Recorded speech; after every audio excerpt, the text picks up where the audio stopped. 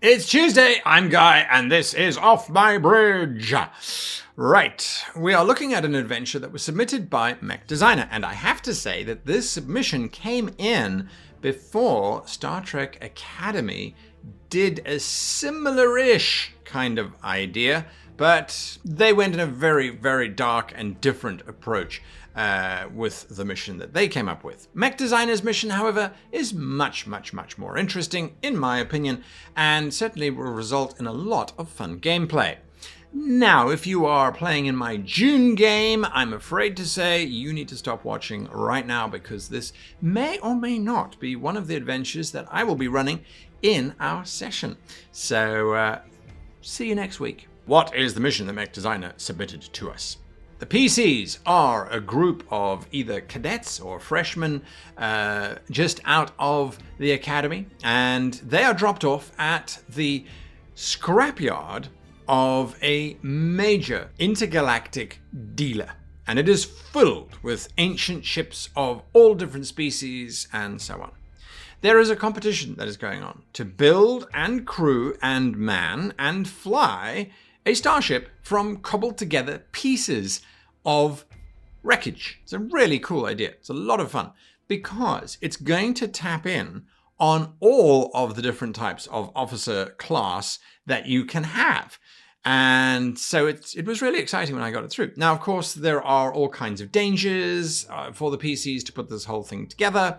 There is a time limit. They are trying to get there as fast as they possibly can before anybody else does. And each of the components that they will need to put together is going to have its own little challenge. That is literally how this adventure is going to work. Now, my plan in my head is, and I know this is a little bit silly, but I'm planning on having cutouts of all of these different sections as printouts.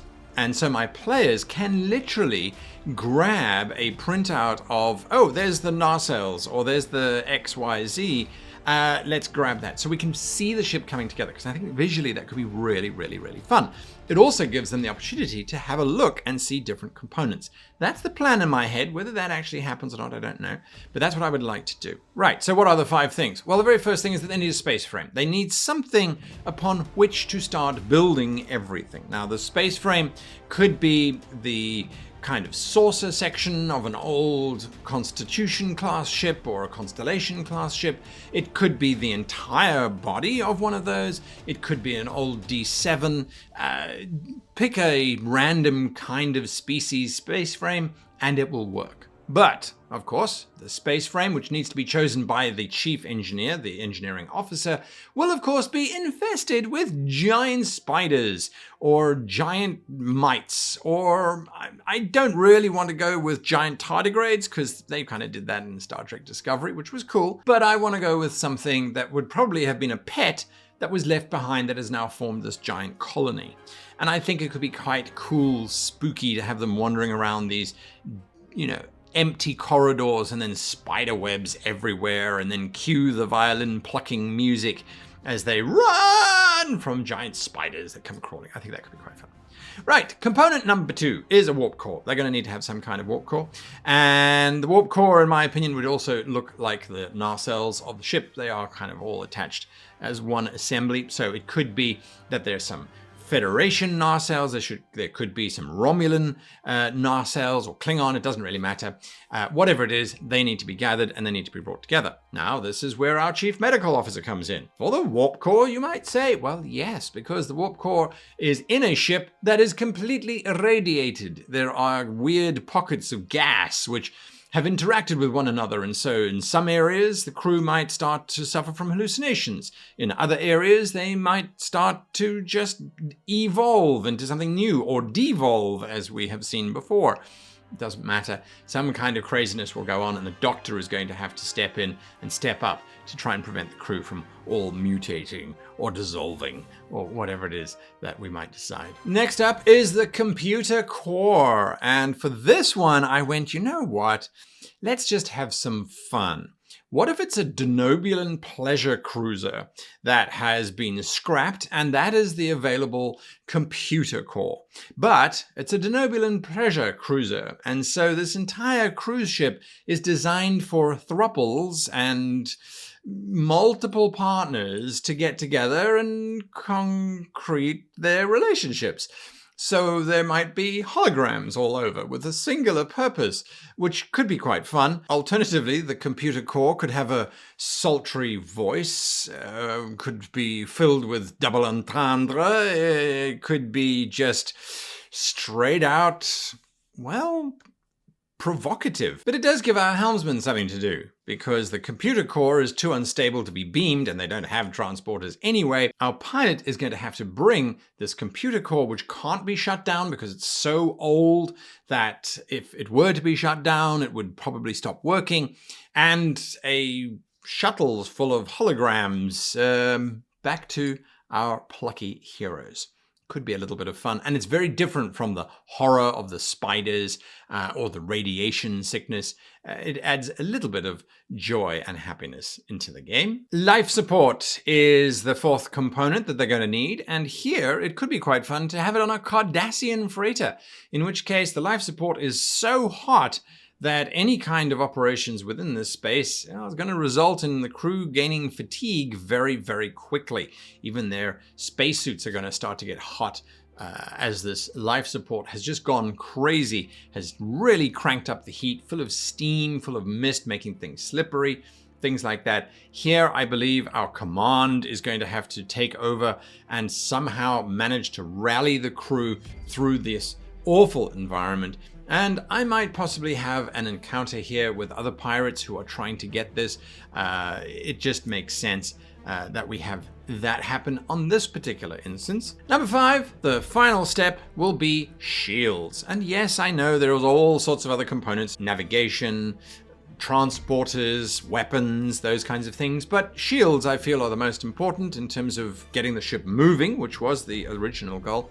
So they will need to get shields from somewhere. Perhaps there's an ancient old Miranda-class ship drifting about. She still has working shield emitters. The challenge here is for the Chief of Science. Why for the Chief of Science? Well, because the Miranda may or may not be phasing in and out of reality. She struck some kind of subspace mine, or her molecular structure has been interfered with a phasic weapon of some kind.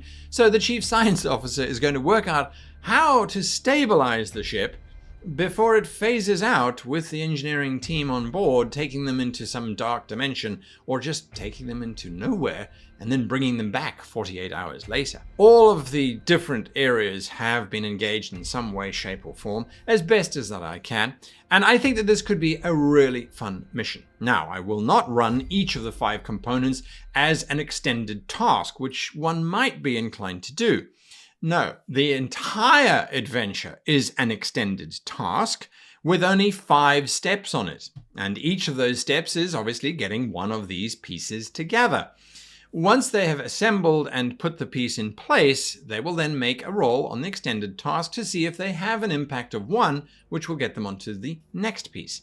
Each time they roll and fail, that will indicate the amount of time that they are taking to integrate the systems, and the amount of time that the other aliens involved in this little challenge have to advance their starship. Each of these components will be dealt with on a roll-by-roll basis. This is not a gigantic adventure that's meant to take hours and hours and hours. This is meant to be something that we play through, and after 4 or 5 hours, we've got this beautiful monstrosity of a ship cobbled together, which the PCs then can fly. And from there, of course, you know that they will compete in the race, and then something is going to happen nearby, which is going to require them to respond, and off they go on that mission in this junk bucket that they have cobbled together. I think it could be a lot of fun. It's going to give each of the different players something to do.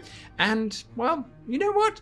It is really cool to build your own starship from time to time, and all the rules are there in the rulebook. So a big thank you to Modifius for doing that and making sure that we can do these kinds of wonderful adventures. A huge thank you to Mech Designer for putting together this initial idea, which I've taken and expanded upon. So thank you for that, and if you've got ideas, send them through to geekstable@gmail.com and I'll add them to the list. We've got a few more that I will be going through in the next few months or so.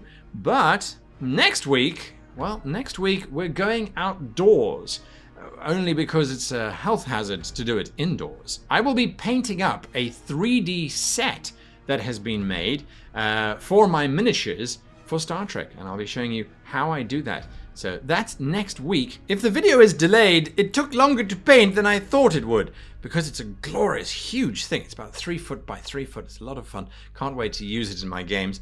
And well, anyway, until next week, hopefully, long life and happy gaming.